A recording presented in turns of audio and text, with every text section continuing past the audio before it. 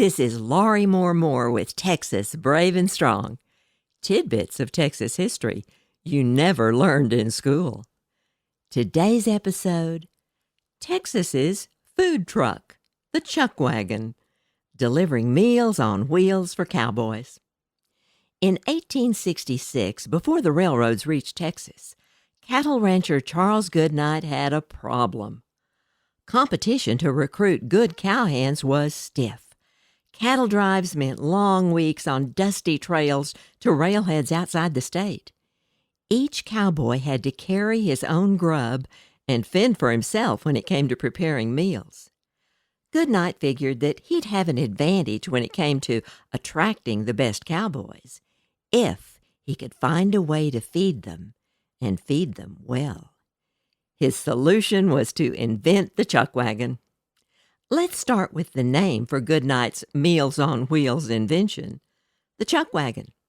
Way back in the 1700s, chuck was the term used by butchers to identify their cheaper goods, things like animal heart, liver, and an animal's stomach lining, better known as tripe. By the 1800s, however, the word chuck had evolved to simply mean good, basic food. Goodnight figured that cowboys would rally to the cattle drives.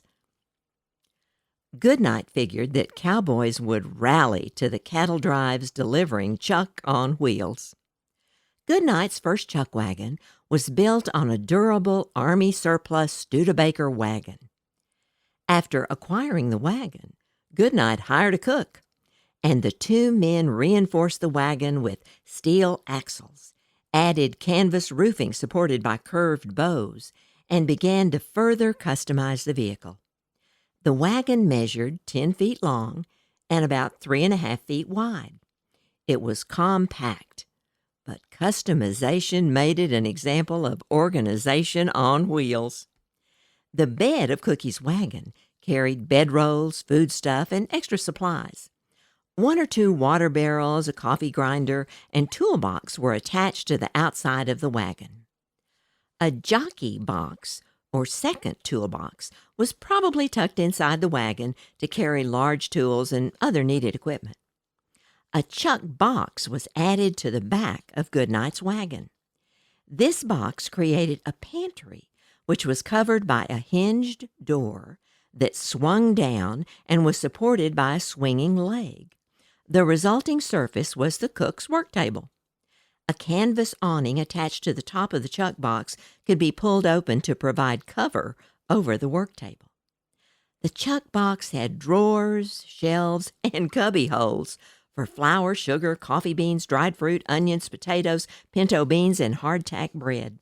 Shelves contained salt, baking soda, vinegar, molasses, matches, salt pork, and lard. A possible drawer stored possibly needed items, such as castor oil, calomel, a razor and strap. Tucked somewhere would be needles and thread for replacing buttons, and they didn't forget a medicinal bottle or 2 of whiskey. Below the chuck box's pantry was the boot, where Cookie stored his Dutch ovens, coffee pots, bean pots, and other cooking utensils. Tin cups, plates, and cutlery also had a place in the chuck box or boot. Somewhere on the wagon, Cookie would probably stash a box containing his Colt Navy revolver, a Bowie knife, a Henry 1860 repeating rifle, and extra ammunition. Last but not least would be a possum belly, an animal hide slung under the wagon to carry kindling and dried cow chips for fires. Cookie had a tough job.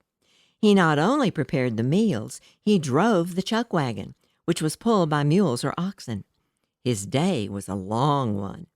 He was up way before sunrise to prepare breakfast for the cowhands.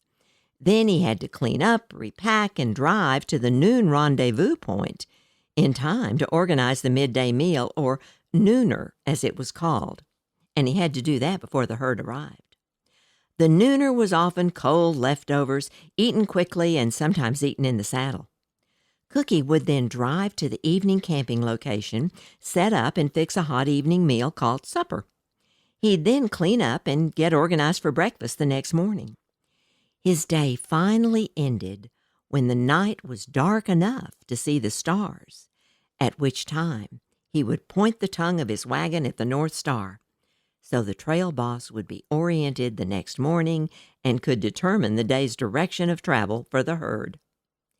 In addition to cooking, Cookie was often called on to be doctor, dentist, or even barber. What sort of food did Cookie serve? Breakfast was usually coffee, more coffee, beans, salt pork, and sourdough biscuits made with sourdough starter.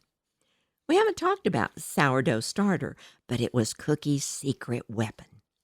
Simplistically, sourdough starter is flour and water that has been left at room temperature for a week or so to ferment. The starter pulls yeast from the air around it. Several times during the first week, you discard some of the mixture, replace it with an equal amount of new flour and water. Continue that on a weekly basis, and ultimately you have an endless supply of leavening for your bread. But back to the cowboys' menu. The nooner was cold leftovers. If you guessed lots of beef for supper in Goodnight's time, you'd be at least half wrong. Sure, when the hands were at the ranch, Cookie had access to beef and plenty of salt to preserve it, at least for a short time. And the cowhands enjoyed chili, son-of-a-gun stew, steaks, pot roasts, and other cuts of beef and wild game. Mountain oysters were on the menu in the spring. If you don't know what they are, look them up. Mountain oysters are not seafood. On the trail, forget beef. The cattle were headed to market, not into Cookie's pot. Supper was coffee, biscuits, or cornbread, beans, maybe cooked overnight the night before, with a bit of molasses or a can of tomatoes stirred in, and, if the cowboys were lucky, an occasional sourdough cobbler made with canned or dried fruit. A fortunate encounter with wild game could add a welcome ingredient to Cookie's pot. In short, Chuckwagon food was basic, but plentiful.